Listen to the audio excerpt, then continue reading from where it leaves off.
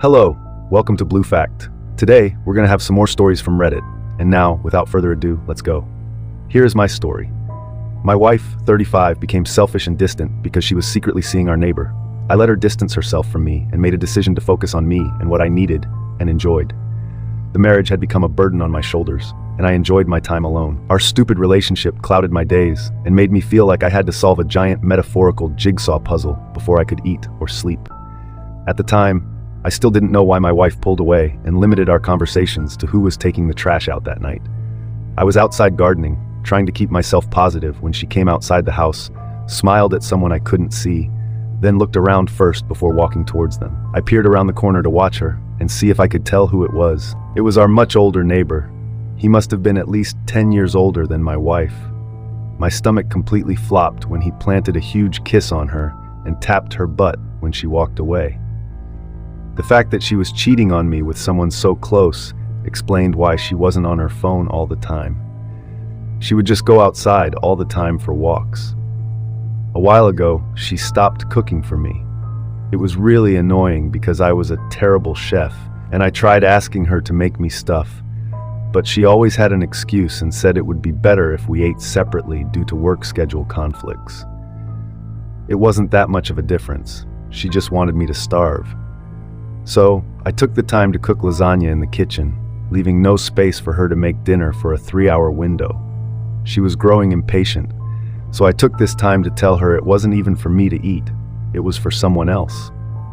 Of course, this made her wonder if I was making it for her, so she asked who it was from, and I said the older neighbor next door who was moving away. She looked confused and immediately asked if I meant Tim. I said, yeah, and I thought he already told her when she was outside with him. She turned red and looked at me, but then walked away. I don't think she cared very much if I saw, so it was good.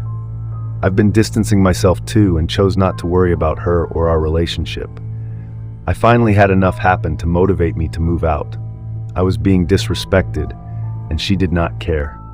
There's no repairing a relationship when one person is unwilling and sleeping with the neighbor. I know she was sleeping with him because I hid in her house one day when she had him come over to bang. If you enjoyed this video, consider liking my video. I recorded the audio pretty clearly and used it to file for divorce. She told me she never thought I'd actually move out or file for divorce, and she felt bad we ended how we did. That interaction with her was mild compared to 3 weeks later when AP unexpectedly passed away. Then she was hysterical, asking me to take her back because he was gone. I told her I'd have to be one gullible son of a gun if I took her up on that offer.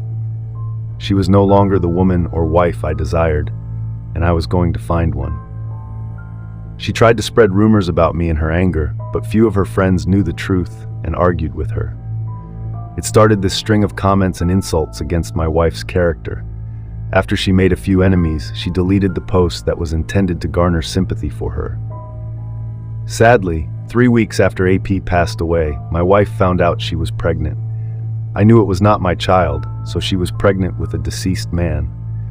She and her mom moved in with her to help afford the house and raise the baby. It was not an arrangement she was happy with. She had no privacy and certainly a rough dating life ahead of her. She felt like it was partially my fault she was in this situation, and I thought she was crazy. I wasn't the one that cheated, and it certainly wasn't up to me to reconnect and communicate with her. I haven't felt the need to start dating again. I've just been settling into my new place and making it my next home. Don't miss out on the journey to 1,000 subscribers. Hit that subscribe button now and be part of something big before everyone else. Now, let's get into today's second story. My wife, 47, and I'm 43, had a wonderful relationship.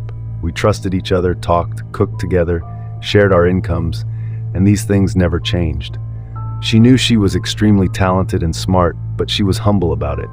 She didn't like women that loved staring in the mirror, camera on social media, or hearing their own voices. I never noticed anything weird about her or anything I would have changed. I appreciated her and counted on our long conversations every day. We were married for 20 years and had one teenager depending on us. I knew our relationship was the perfect example for him to watch, and it made me proud. That changed the moment someone told me my wife was cheating on me. It was 25 minutes after she left for a place she volunteers at when the neighbor across from our apartment knocked on my door. He said he was standing on the porch for a smoke when he saw my wife kiss a man that gave her a ride somewhere. I started pouring sweat and asked him if he was sure it was my wife. He said yes, of course. He said it wasn't the first time he saw her get in this guy's car, but it was the first time he saw a romantic gesture. I knew it was the Christian married man my wife carpooled with for volunteering. I couldn't believe he'd stoop so low and go behind his wife's back, knowing the woman he was with was married as well. This guy needed to face the consequences. I set up a small security camera so the next time she went with him in his car, I'd see what they did. It worked like a charm. I caught another bold kiss right in front of our apartment complex. What was my wife thinking? You don't just start kissing other people when you've been married for 20 years and have a teenage son to be an example for. When my wife got home, I showed her the video. I'm pretty sure she had to change her pants. She was mortified. She tried to say it didn't mean anything. It was just supposed to be like a friendly greeting kiss, but I wasn't buying that. I told her she had to stop volunteering so I could keep an eye on her. She agreed wholeheartedly, and I agreed not to tell our son anything yet. I certainly dreaded the thought of having to tell him his mom and I were getting a divorce.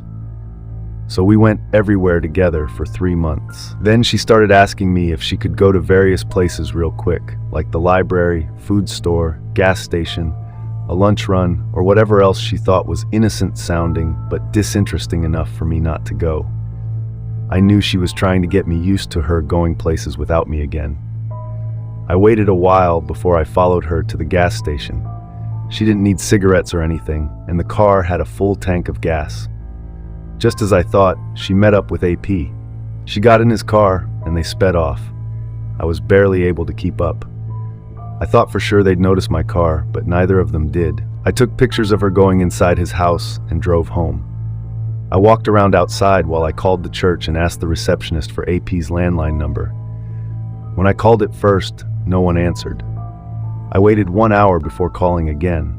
By now, my son asked where his mom was. I told him I wasn't sure, but probably volunteering again. So now I was lying to our son, and she was going to cause us to divorce. So much for being our son's wonderful example of a married couple. I knew he could still learn something from all this when he was older, but I was bitter at the time. He went up to his room, and AP's wife answered when I called the second time. I told her she wasn't going to want to hear what I had to tell her, and it would probably be better if her husband wasn't around. She said he wasn't, then pressed me to go on. I told her the truth and mentioned the proof I had. She was completely blown away, just like me. Her husband's behavior never changed, and they had a good marriage. I apologized and sent her the proof. AP's wife agreed to help me by playing a role in a plan to really get back at them. She showed her cheating husband the evidence, but told him he could keep the house if he signed divorce papers immediately. He agreed, but the divorce papers she put together said she could keep the house. He wasn't very observant, so she pretended to move out, staying in my apartment while her divorce papers were finalized. And AP moved my ex into his house. My son was very understanding when I explained that she really needed a place to stay.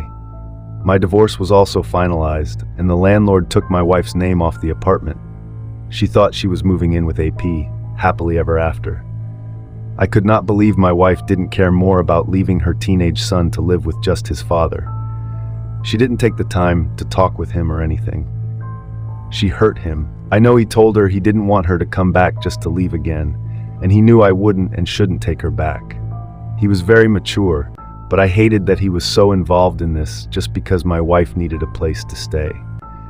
Now, since they had nowhere to go for a while, they stayed in a hotel, and then AP got an opportunity to stay with someone, but he couldn't take my ex with him. He left without hesitation, giving her $50 as a parting gift. What a loser. She was left in a bad place. I think she started sleeping in the church, but no one told me anything about her, and she wouldn't talk to me or our son about her situation. I know she was feeling the consequences of losing the long-term family she helped create. I hope hearing this stops people from cheating.